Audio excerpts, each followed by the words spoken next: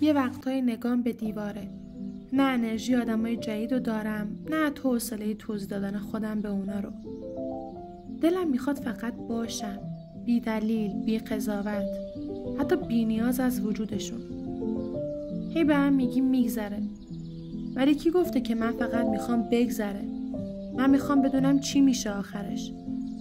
قراره به جایی برسم که بگم آره ارزش داشت، یا فقط قراره زندگی رو تحمل کنم.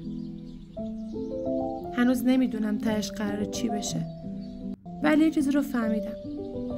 بعضی موقع فقط باید ادامه بدی، آروم و بی هیاهو. مهم نیست چقدر درد تحمل کردی، مهم نیست چقدر پس زده شدی یا بهت بد کردن. شاید یه جا تو همین مسیر یه آدم واقعی بیاد با یه آغوش امن. امیدوارم یکی پیدا شه که لازم نباشه براش تظاهر کنی یا اینقدر براش بجنگی که از زخمات خجالت بکشی.